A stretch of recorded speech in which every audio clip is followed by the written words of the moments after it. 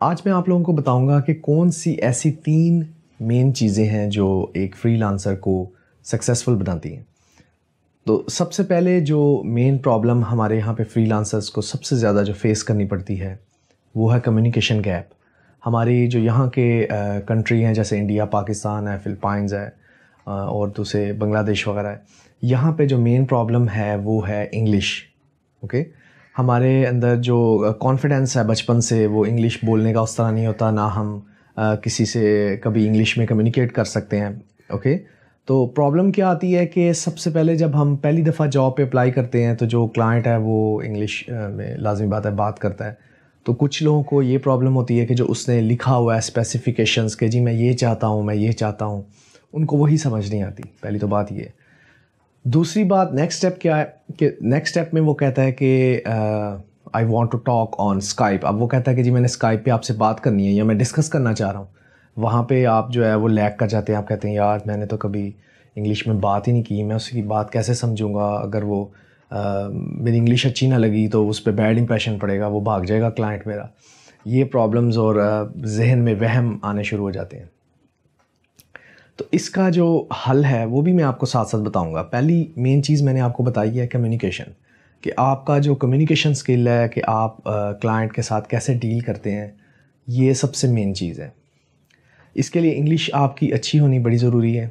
उसके लिए आप क्या कर सकते हैं कि जो इंग्लिश के सिंपल कार्टून्स होते हैं छोटे बच्चों के लिए, जैसे किंडर गार्डन और प्ले ग्रुप जिसको कहते हैं, उसमें एक कार्टून है पेपा पिग।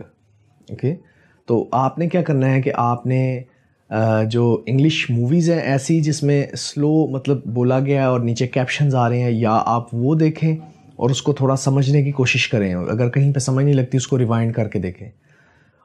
और दूसरा मेथड क्या है कि आपने जो कार्टून्स हैं बच्चों के वो आपने देखने हैं और उनको समझने की कोशिश करनी है कि इंग्लिश ये क्या बोल रहा है, क्योंकि आपको मुख्तलिफ एक्सेंट्स जो हैं, वो जो क्लाइंट है वो मोस्टली काफ़ी स्पीड से बोलते हैं, लेकिन जब आपको स्लो स्पीड पे थोड़ी आदत हो जाएगी लफ्ज़ को सुनने की और जज करने की, तो आप उसको इजीली जो है ना उससे कम्युनिकेट बाद में भी कर सकते हैं।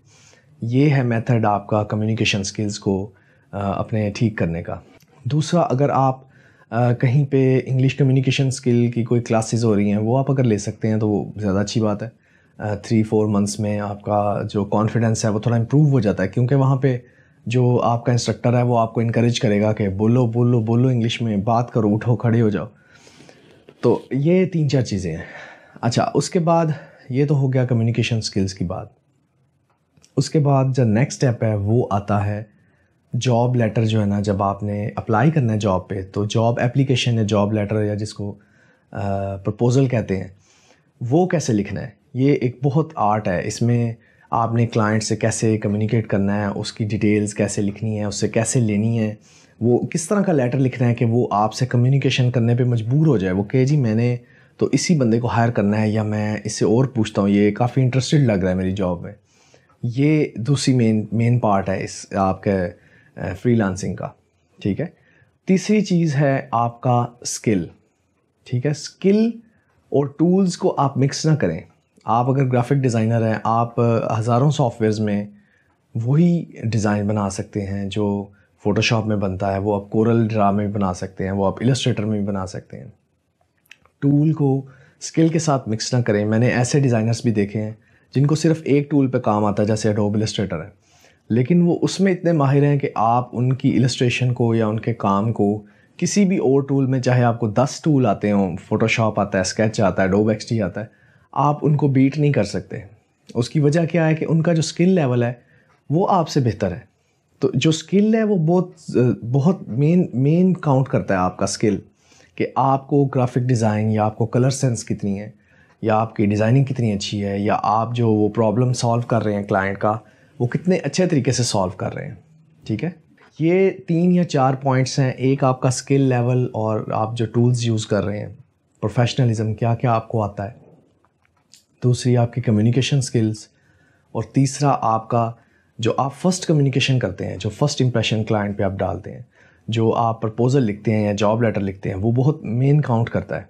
ठीक है, तो ये 3-4 चीज़ें हैं, अगर आप इनको मास्टर कर लें और इनके ऊपर कर लें तो तकरीबन आपको हर 10 में से 1 या 2 जॉब जो आप अप्लाई करते हैं, अगर आप 10 जॉब्स अप्लाई करते हैं, 1 या 2 में से आपको लाजमन रिप्लाई आना चाहिए। अगर आपको 30 जॉब्स आपने अप्लाई की और आपको एक भी रिप्लाई नहीं आ रहा, तो इसका मतलब है कुछ गड़बड़ है। ठीक है, तो ये इस वीडियो का मेन था कि 3 जो चीज़ें हैं जो आपकी फ्रीलांसिंग में आपको काफ़ी ज़्यादा हेल्प करेंगी और आपको आगे लेके आएंगी दूसरों से, वो ये 3 चीज़ें हैं। तो अगर आपको ये मेरी वीडियो अच्छी लगी है तो सब्सक्राइब करें। मैं और वीडियोस भी इस तरह की बनाता रहूँगा, क्योंकि पाकिस्तान में और यहाँ पे काफ़ी फ्रीलांसर्स हैं जिनको जो कैरियर में स्टार्ट में काफ़ी प्रॉब्लम्स आती हैं और गाइडेंस करने वाला कोई नहीं है। तो ये था 3 मेन चीज़ें फ्रीलांसिंग के लिए। I hope you have enjoyed this video. See you soon in another lesson.